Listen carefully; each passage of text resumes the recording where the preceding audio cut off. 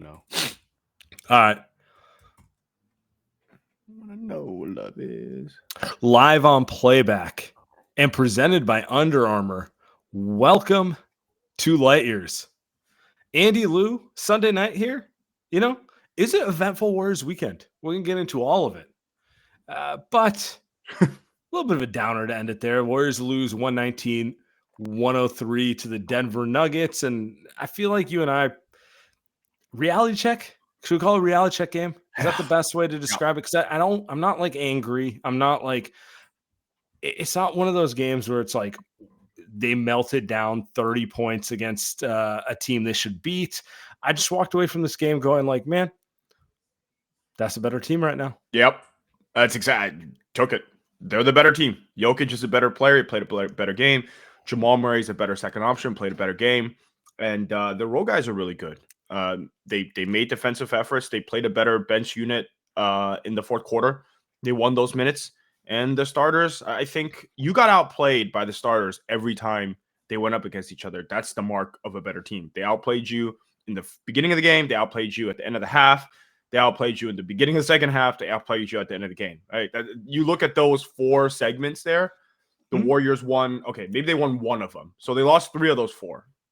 The Warriors are not a better team than the Nuggets. And they got swept 0-4 this season. Fitz kept talking about it. They went 0-4 against the Nuggets this season. Yeah, So you're not as good as the Nuggets. I don't care too much for that. This is the first one Draymond's played all year. The game in Christmas when Draymond's suspended, that's not the same team that they are today. But anyway you want to slice it, the Nuggets are better than that team, the team at the beginning of the year, and this team. And that's where we're at. And like I was just thinking about this, like the Warriors have been on a roll recently, and we've been optimistic, and it feels really good. And they look like the Warriors, and they feel like the Warriors. But games like this are a reminder that while it may look the same, while they may run the same sets, while they may have the same camaraderie, they may move the ball the same, all those things may feel the same. This is not fucking 2015. They're not that talented. They're not the Warriors of title years teams.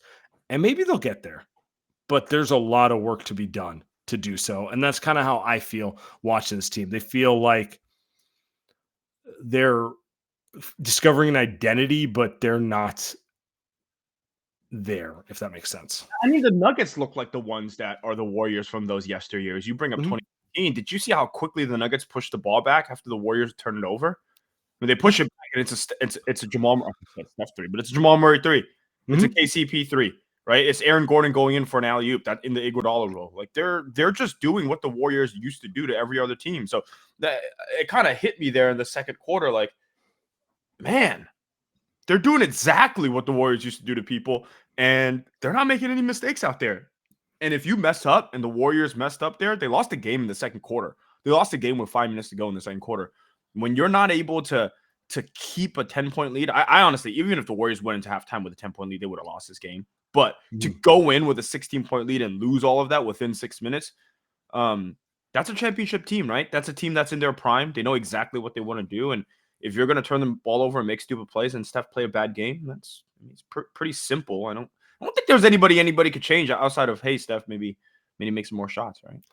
Steph is the ultimate equalizer, so that's really what it comes down with the Warriors, right? Like Denver's in their prime. They're a little better than the Warriors across the board. Jokic is an all-timer. Steph can be the ultimate equalizer, where it's like, I know you're better than this as a team, but what if I hit 18 shots in a row? Like that's kind of what Steph does. But that's not sustainable, and that's not indicative. And I don't know. I don't want to like be too defeated or deferential, but like they exposed multiple holes in the Warriors tonight. They exposed multiple holes for the Warriors. Jokic is going to do Jokic's thing, but Aaron Gordon just ate Kuminga and Wiggins alive most of the game. And it's a difficult front court. You commit bodies to Jokic, and then Aaron Gordon comes with physicality. But hey, man, all the best teams are difficult. They all put stress on you in different ways. Draymond's on Jokic. That means someone else has to be able to keep Aaron Gordon off the glass, has to be able to deny him. it felt like whenever they needed anything, Aaron Gordon was able to just impose his will on them physically. They're bigger across the board in a bunch of positions. And that one always feels like that feels like the backbreaker to me, because it's like you put so much effort into Jokic and Murray, and then Aaron Gordon comes in, skying in, and you're just like, what am I supposed to do with that? Like, what am I supposed to do with that? But like, that's the truth. I mean, it's similar to teams that were guarding the Warriors in 2022, where you put so much effort into guarding Steph and the offense, and all of a sudden Andrew Wiggins is coming in and he's getting offensive rebounds, right? It's just that Aaron Gordon is a bigger version of that player. He's a guy that they can't box out. Theoretically, Kuminga has the size, but he doesn't have the power. Like he just work in progress. It's how old is Aaron Gordon versus how old is Kuminga? Yeah. And it's not just physical. It's just Aaron Gordon's been in the NBA for a very long time. He knows exactly how to guard people. He knows exactly what to do defensively and offensively, how to track fouls. And Kuminga's not there yet. Part of that's not really his fault. Kuminga's just 5-6 years younger. And tonight you're seeing plays where Kuminga's trying to go at Gordon. 8 years. Wow. You're seeing Kuminga trying to go at him. And Kuminga actually, I thought, had a pretty decent game. He actually should probably play more. But it's hard.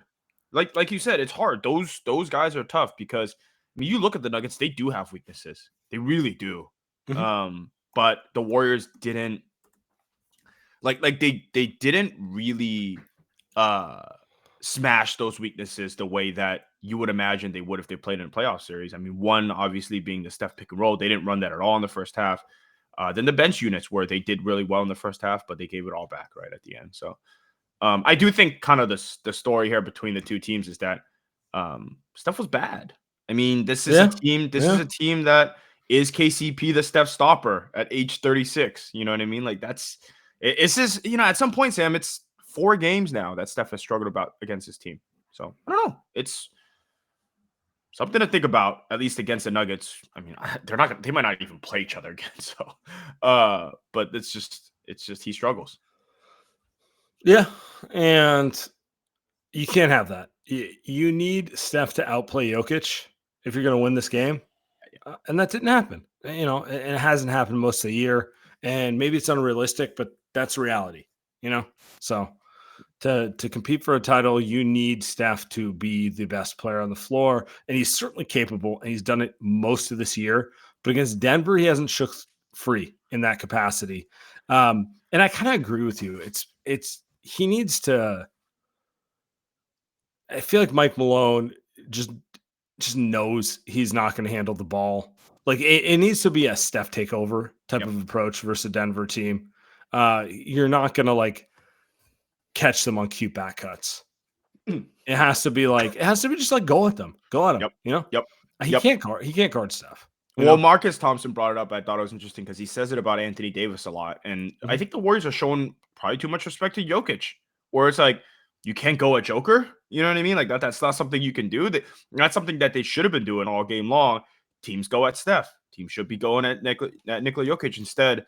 And I think part of it is Clay came in and got hot and hit a bunch of threes, and that probably kind of made them very 3 happy. But that's something where it goes back to what we always say with Steph. It's the off ball stuff doesn't work when you can't. When you're at this age where, I mean, part of it is Steve Kerr saying he's tired, which I think fine. But the second part is then you've really got to change the way you run the offense against highly smart teams. And versus a smart team. And do they have the players to do that? Yeah. That's maybe honestly. Yeah, right. That might be it. Tonight was the night they could have used Chris Paul. Just because they could run the Chris Paul offense for stretches and keep. It's just something different to do, to kind of keep them going. And maybe Steph has better legs to run high pick and roll and attack them if they can run the Chris Paul offense for 5 minutes here, 5 minutes there. Would Steve run it for only 5 minutes here? That's a different, that's a different question. But you get what I'm saying. Like just having the ability to go to something like that may have played a little better tonight. But I don't know. They're a tough team. Denver's tough to beat in any scenario. So it's like, you're grasping at whatever, being like, what kind of advantage can I get? Because they could not have started the game better. Clay, staring at the crowd, tongue out. That I was so excited watching Clay early in the game, and Denver being the defending champs they are, they're like, okay, we'll get this game back into it. And so that's the type of team you're dealing with if you want to win a title. Exactly, because whatever thing you're going to throw at them, they're going to have a counter to that. If you're going to play Chris Paul, you can't play defense all of a sudden, right? I think we saw that a little bit with Podziemski tonight, where he's too small for this team. And the same problem with Chris Paul is Chris Paul's not going to be able to score because he's just too old now. And so you're kind of seeing all these things you're trying to throw at Denver, but Denver's just really good. Mm-hmm. They're just really, they have answers. You cannot guard Jokic. Nobody can guard Jokic. People get all pissy and they're like, well, you got to get a defensive star to guard Jokic. All right, who? Where? Who? Where? Warriors need to trade for Bam and Embiid. What are we doing? And Joker fucking kills Embiid. You know what I mean? That stuff pisses me off. And I've sat here and talked about the Warriors needing a big man just to get through the season. Big man ain't doing shit against Jokic. You know what I'm saying? Like there's not a thing any 7-foot stiff is going out there. Honestly, if you Miles Plumlee got him, baby. Yeah. If you were to ask Joker and in an honest interview, just one question, like, would you rather be guarded by Draymond or would you rather be guarded by some freaking random 7-foot off the street? What are we talking about? Anyway, like that's the stuff that pisses me off because I thought the Warriors, they have a lineup that makes sense. Draymond does do a good job. But then offensively, they've got nothing against this team. And it hurts when you've got to play guys like Wiggins and Kuminga, who I thought played solid tonight, but it just there's not enough there when Steph isn't locked in. Isn't that the thing? Solid is not good enough against a team like Denver. Yeah. You need exceptional. And yeah, they're gonna have to deal with it. It is what it is. They're the champs. I don't care that they're the 3 or the 4 seed. In my opinion, they're still the favorites to repeat. Easily. Yeah. So you're gonna have to figure this out. And like, if my takeaway is the Warriors are not ready to win a title with this construction of the roster, like it's nothing I didn't think before the game. Yeah, right. Right. But it's getting to watch it in real time just kind of puts into perspective. I do think there were some positives, but there's work to be done across the board. And to your point, Steph just needs to be better. Yep. That's the first thing. Yep. That is the first thing. All right, let's talk about this real quick before we get to some ads. Like they lost tonight, but they've been hot recently. You just look at their win total. I think that is what? 11 of the last 15 that they've won since Draymond came back, since they returned from the Decky tragedy and everything. So, in general, positively rolling, definitely trending upward. And now they're going to the East Coast. Wizards on Tuesday. Wizards are a mess. I think you think that was a win. They got Knicks, Raptors, Celtics. On paper, that should be a 2-2 road trip, right? But these are the type of things that they need to get through. Like, give me a 3-1. Samuel, that's a 3-1 road trip. Where are the 2 losses coming from? Where'd you get the 2 losses? You don't think Knicks and Celtics are a loss? Celtics are a loss, but Knicks, no OG, no Randall, right? True. Okay, good point. Give me that one. So I think it's a 2-1 with a swing game road trip. Okay. How's that? Yeah. I think so, especially with this team. Yeah. And I will say the back-to-back with New York and Toronto is tricky. Right. So 2-2 is expected. 3-1 is exceptional. Like as we're getting through this home stretch, the Warriors are still about 3 to 4 games back of getting out of the play-in. It's going to be tough, but they need to start swinging together 3 out of 4, right? They need to win. They need to find a way to win in New York or Boston. Maybe not both, but you need to get a 3-1 road trip. Yeah. Then you come home. Yep. It's just going through it. You got to kind of like, you're not going to win every swing game, but you need to win a certain amount of them to get yourself in good playoff position. Because the schedule does give you chances to do that. So you talked about those 4 road games, and then you've got Milwaukee, Chicago, and 2 San Antonio games. I mean, that should be another 3-1 segment, right? And then you've got Dallas, LA, New York, Memphis. Like, those are guys in front of you. Dallas and LA gives you a chance to go get higher up on the plane. Like, it is in front of them to do that. It is a pretty great opportunity to do that. If you look at the Lakers schedule, Sam, I saw a friend of the show, those Laker guys. Anthony Irwin. Yeah, he brought up the Lakers. I didn't know that was their schedule. They've got a rough schedule in front of them. So, the Warriors have a good chance. This wasn't a game against Denver. I think anybody expected the Warriors to win. It would have been nice. But I think this is one of those games where if they win, all right, let's talk about. We are back. We are so back. truly back. But I think right now I would say like we are back. You know, what I mean, the Warriors are back. They are good. They're not the team that we watched in the beginning of the season. But yeah, we're not under any illusion that this team is championship contender. But for them to keep growing and getting better and get these guys minutes, especially Kuminga and Podziemski, and into a playoff run, I think that stuff does matter. I agree. All right, let's pay some bills real quick. Tonight's Light Years podcast is brought to you by Under Armour. Steph Curry makes you believe you can do anything, and the Curry 11s are specifically designed with ultimate balance, grip, and stability to allow everyone to do their thing. New generations of ball players are coming up and showing the basketball world that the old rules do not apply. Future is exciting, fast, positive, and hungry. This NBA season, rock with your favorite player, rep his shoes on and off the court. The Curry 11s are perfect for the both committed and casual ballers. The UA Warp Tech makes the shoe feels like it was designed for your feet, locked in no matter what you do on the court, stopping your tracks with dual density UA flow cushioning and traction, an emergency brake you don't even notice. Steph's 11th signature shoe steps into the second decade of his sneaker career, pulling colorway inspiration from the wonders of a positive and modernized future on and off the court. Take these kicks with you when you leave the scrimmage and rep UA wherever you go. Do your thing. Change the game. The Curry 11 Future Curry is available now at currybrand.com. And Light Years Podcast, brought to you by Good Chop. Everyone wants to start the year off on the right foot. And for me, that means making sure I'm eating well and having enough energy to do everything I want to do. But I'm not going to run to the butcher every day to get a fresh cut of quality meat. That's just not going to happen this time of the year. That's why Good Chop is such a lifesaver for me. Good Chop offers fully customizable boxes of high quality meat and seafood delivered to your door on your schedule. The products are vacuum sealed and frozen at peak freshness so you can stock your freezer and cook when you want. They also offer sustainable and wild caught seafood, salmon, Pacific cod, scallops, shrimp, and more. For our listeners, just like us, you guys are going to love Good Chop because I know you guys don't want to cook. Everybody in our age range, like Sam and I, they don't want to buy 80 different things and cook. So that's what Good Chop does for you, right? And unlike many other companies, Good Chop sources meat and seafood exclusively from American farms and fisheries, so you can support local family farms and independent ranchers right here in the U.S. Go to goodchop.com/lightyears120 and use code lightyears120 to get $120 off across your first 4 boxes.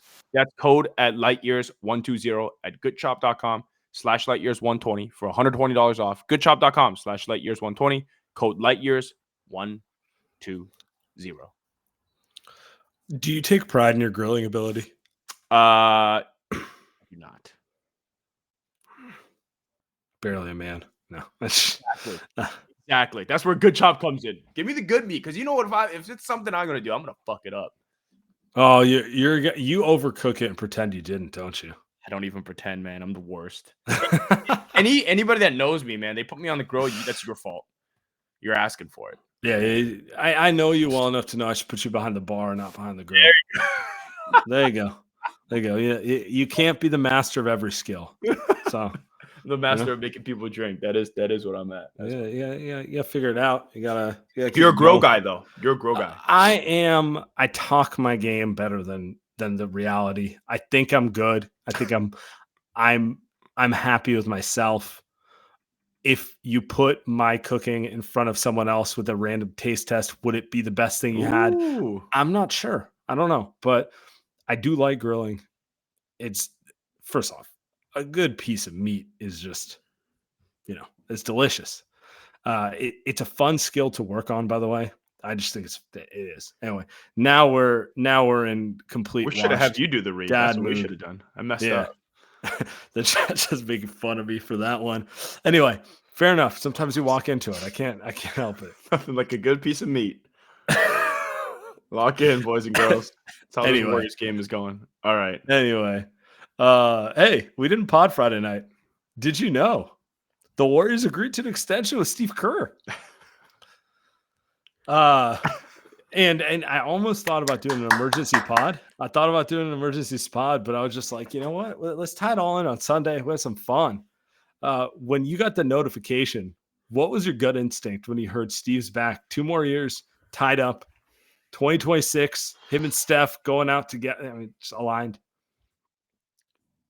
I was, we have a lot of stuff to say about Steve Kerr. I have a lot of stuff to say about Steve Kerr, but it is cool that Steph, Draymond, Kerr, Clay this offseason, I think are going to ride it out. In theory.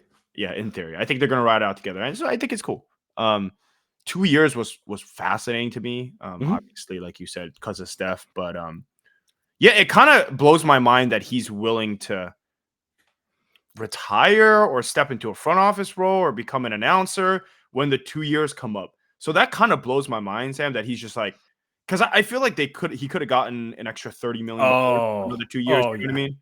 You know what I mean? Yeah. So he just turned it down. Not that he needs it, apparently.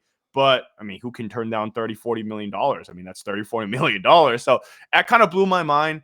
Maybe it kind of tells me that I think these guys are saying, when this is over, I'm done with this. Like, Steve Kerr's not doing the Popovich, where Popovich is just hanging around. Now, all of a sudden, he's got Wemby. But, like, he's not doing that. He's saying, I'm done when Steph is done. I know Pop used to joke about that. I think Steve Kerr is seriously saying that.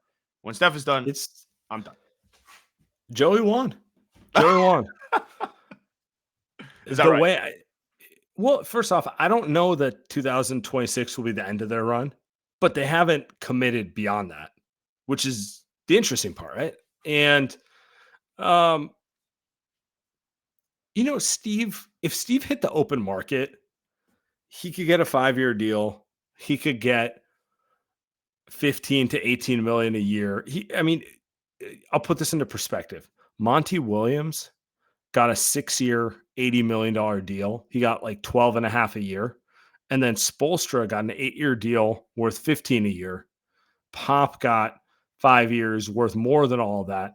There's just not a world in which Steve Kerr on the open market doesn't get a 5-6-year deal worth 15 plus a year. This isn't even me like pretending I know things. Like, he's just too accomplished, too good a coach. There's going to be a team who's like, yeah, Steve, here's $100 million for 6 years. Be our head coach, right? So the fact that he's willing to only take a 2-year deal because he wants to align himself with Steph and reevaluate his options, to me, it screams like he has a lot of confidence in himself too. Like he didn't give a shit about that guaranteed money because he could. Fair point. Good point. He could play it off like, you know what? I'm going to hit free agency. The Brooklyn Nets are going to give me $105 million over 5 years or something. That's true.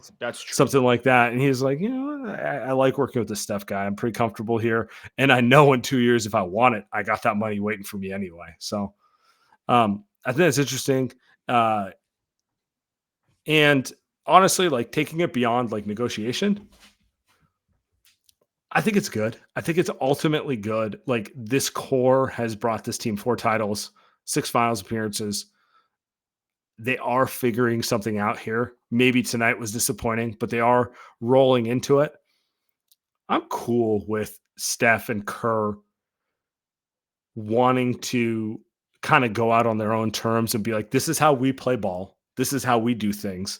We're going to try to bring players in who do this to compete for titles the last 2 years. But I'm not about to sacrifice what I built just to chase some bullshit. I think it's cool. I think I'm okay with it. I'm at peace with it. I might not have been at peace with it in November when Steve was benching young players and everything was a mess. But currently he's not doing that. I'm at peace. I was going to say that's probably the biggest thing, right? Is that because, TK comes out and writes an article saying, the pivot point was that Kuminga was kind of accepted and Steve Kerr accepted Kuminga for who he is, and they kind of now have it together, which I would argue, I don't know, Kuminga only played 25 minutes today, probably should have been 32.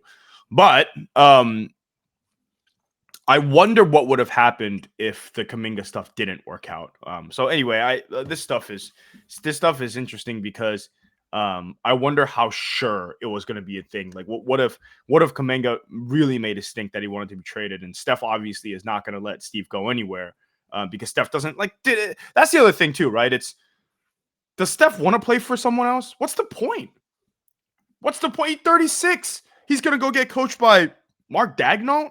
You know what I'm saying? Like, there's no other coach Steph is going to want to play for, maybe outside of like maybe Pop, like I don't know, some guy that he knows really well, but he's not going to win San Antonio with Wemby in 2 years, right? Yeah. It's just like Steph was never, and I was kind of early in the season questioning what would happen. Same with Draymond. It was very tenuous, Sam, which is why I'm glad you brought it up. It was very tenuous, no less than 3 months ago, but now you look back, now that we know 2020 hindsight.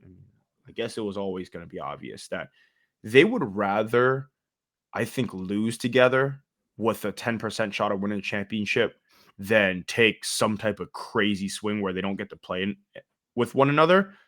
And theoretically, they have a higher chance than 10%. I think they're just going to take that 10% and say, hey, we'd rather just deal with that. At least we can do it together. You know what I mean? I think that's it. Which is not unfair, man. I get it. No, it's not. It's just... That's where we're at with them. And honestly, hard to doubt their results either. Like you're watching them against Denver tonight and you're like, wow, they're not ready to compete with that. But that's how I felt 2 years ago. And then they figured it out a little bit. Like, it's not easy to win. If it was, Paul George, James Harden, a bunch of other guys would have titles, and they don't, Wow. So kind of have to roll with it. I think they're in an interesting spot right now because I do think that they've kind of rolled into something, and we'll figure out where it lands. Yep. We'll see. Yep. By the way, happy birthday, Brandon Pajemski. 21. Not wild. Why is it everyone's birthday this month? How many birthdays have we had on the Giants? On the Warriors. Well, yeah, you had Wiggins on Friday. Who am I forgetting? TJD had a birthday. Yes, TJD was on Thursday. Clay and Looney were earlier this month, and then obviously we got like Steph and Draymond in the next couple. Draymond's next week. Really? 9 days. Draymond's March 4th or 5th. 4th. My mind. Steph is March 14th. Shout out Pi Day, which he does a thing about every year. So, half the roster is born in a 6-week period. When does that? So -9 to summertime is there something? Whatever. So what is Pods? I always get the ages wrong. What is he now? 21. All right, so he can get a drink legally. I'm sure he's never. Where do you think he went last night? Do you think Pods did the midnight celebration? Was Pods a tipsy pig? Pods was celebrating in Chinatown with the Lunar New Year festival. I know that. Then he went out in North Beach. He was at Barbarossa for the night, and and just enjoyed his time out. Pods. Does he seem like a going out guy to you though? Take it back. Does he seem like a going out guy? Seems like a very serious kid. No, not at all. I don't think he's I don't think he's cut from the same cloth as you and me. He did a kickback with the boys. They played some bear pong, smoked some weed. You know what I mean? Just some chill. Pod said, what he did? He said, hey, look, guys, you guys are gone at 1:30. I got game tomorrow. You know what I mean? He said, I got to get my sleep in. I got to get my workout at 8 in the morning. Pod's a guy who's like, I'm 21. I can have 15 drinks and be fine tomorrow. It's tough. I'm not sure. Not sure. I know what Kuminga was doing though. I'll tell you that. I'm sure he wasn't doing the lights off at 1:30. That's for sure. No, that's a guy with good vibes. Kuminga has some fun. That's the man. It's the man right there. So anyway, happy birthday to Pods. He's playing well. He's living the dream, and he didn't play too well tonight, but he's having a great season. He is having a good season. Let's open to some callers. Let's go to the Goons. Who do we got? We got Goons. Who wants to come through? Where's Pods from? Milwaukee. Sorry, Milwaukee. It's from Milwaukee. It's from same general area as Jordan Poole, Tyler Hero, and Looney. Milwaukee, Hoop Central. SF Bay Drummer, what's up, man? Let's go. You got Hey, me. what's up, y'all? There we go. Perfect. What's up, y'all? It's my birthday on Thursday on the 29th. Oh You shit! got a light years follower, man. It's a leap year, Wait, baby. So, you have a February 29th birthday? yep. Wait, are you like 5 years old now? No, I'll be turning 9. I was born in '88. Oh, Nice. wow. That's rough. Happy It's early rough. birthday. You only get a birthday once every 4 years, right? Yep. Every time it's the Olympics and we elect the president. Wow. Yeah, but you and Tyrese Halliburton, right? yeah, I guess so. What's But up, yeah, man? not much, man. I'm happy for Steve Kerr getting the extension. I'm not one of the ones that said, to fire him or nothing like that. But, I hope Jed York took notes to see who you actually give an extension to a coach that actually does something and has proven something. But other than that, though, I like the Warriors rolling, man. I mean, I'm very like happy to like see that it's turning around. Hopefully we can sneak and get Otto Porter back because Sarge is kind of losing the sauce, man. So we need somebody that can drain those open threes and open up the floor. Because Kaminga, like he was kind of getting stopped. That's what I was noticed. Like tonight, like they was just clamping on D, and then that's how they just like kept coming back in the first half before the halftime closed out, and it was like 61-61. I was like, oh man, we had a 15-point lead. But as long as we can, eliminate the mistakes, I'm happy that CP3 is actually about to be on the way back too to cut out some of these turnovers. So if we can't like just push the ball, he'll slow it down. He'll make sure he'll slow it down so that we can run the clock out, run the play and hopefully try to execute and score. So yeah, that's my take on the Dubs. So let's finish strong. Let's get to the 6th seed and go from there. Oh, yeah. Happy Let's do it. late birthday, by the way. Happy early birthday, man. Appreciate it. Little Porter, your thoughts? What's going on there? We'll see. I mean, he hasn't played since he left the Warriors very much. He would look, if you could tell me he's healthy, he would very much help this team because he's just a fucking good player, right? Like we both agree. Are they gonna get him? Are they trying to get him? I guess is I don't know what he. Would you assume they're not? Yeah, I'd assume they are. I'd assume they are. Okay. Unless he was, and I'd assume that Otto Porter would want to be here, unless he's just not gonna play, right? Unless he's just hurt. That's where I'm at with it. So yeah. That's I'm fascinated about that one because I'd imagine. I mean, again, that's gonna hurt this team. I mean, it's gonna hurt some minutes for guys like Kuminga, especially. But I mean, he's a player that's a championship role player. We know that. Yeah, we'll see. Bring up Gio. Might kick him off though. What's up, guys? Can y'all hear me? Yeah, what's up, man? Oh, you're here, brother. Yeah, I mean, I am kind of like sad about today, really, because like I mean, it is again like the second year in a row where Steph doesn't have the team where he could like compete with Joker in his squad, and that to me is sort of the very disappointing. Honestly, I'm a bit depressed about that. Like, and also I also think like I think it's like a bit over really. Like it's honestly it is what it is. Like I think this year they might make a play in. Oh, they'll make the play in. They might make the playoffs. Who knows? Maybe not. And this summer, like I don't know. Like I can't quite see the future with this team yet. Like honestly, maybe in the summer maybe, but like I mean I don't know. Like I can't see the light at the end of the tunnel yet. That's my take, honestly. I think it's over. That's fair.